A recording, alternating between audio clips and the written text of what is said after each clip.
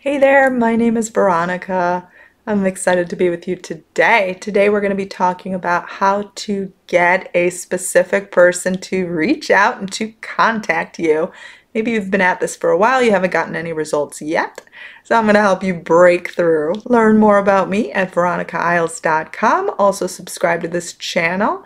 Help me get to 100,000 subscribers. Hit the bell icon too to be first notified as to when I go online live answering your questions for free. So I'm going to help you attract that contact you deserve from a specific person. Maybe you're waiting for a romantic text. Maybe it's a text of apology.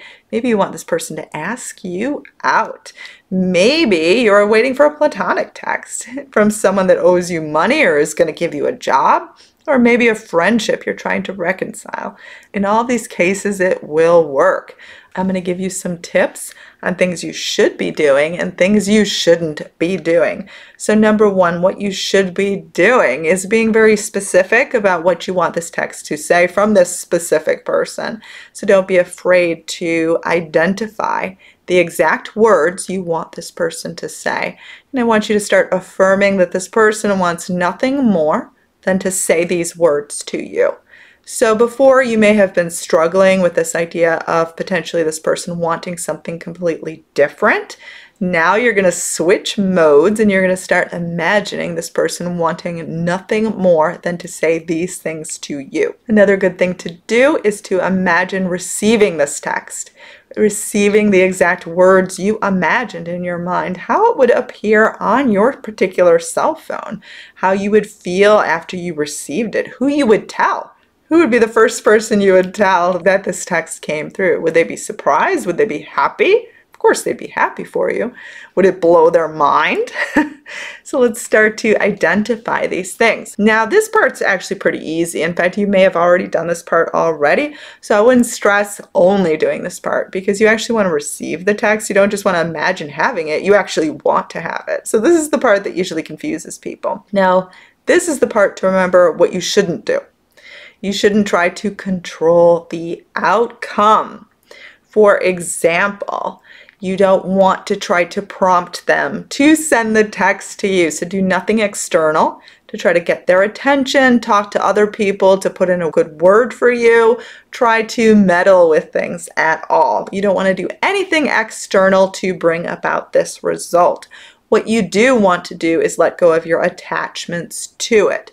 For example, you want to feel the abundance of receiving this text, the satisfaction of receiving this text, what it feels like to be in possession of this, what you're going to respond back with. You want to feel all of this. Claim it as your own and own it. Be loyal to it.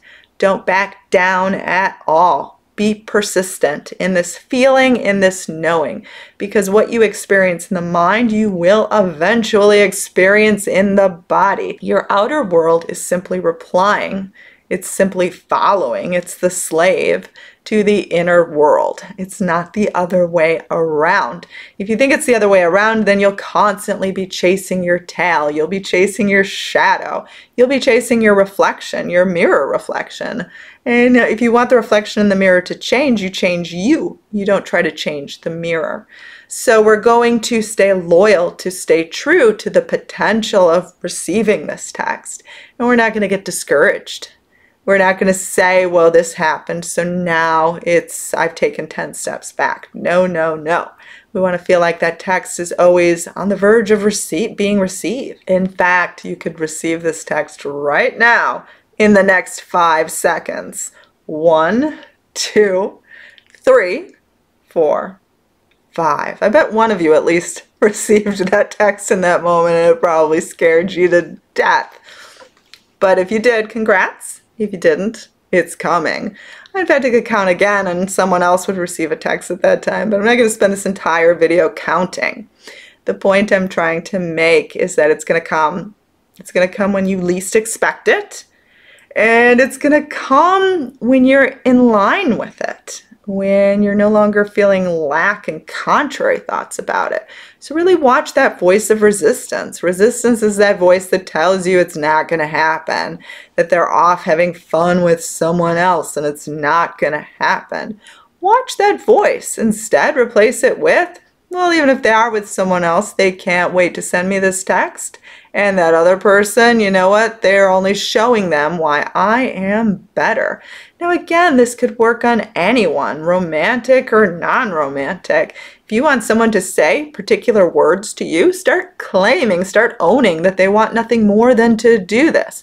I use this technique all the time in things that I really want that I've so far received a negative response to.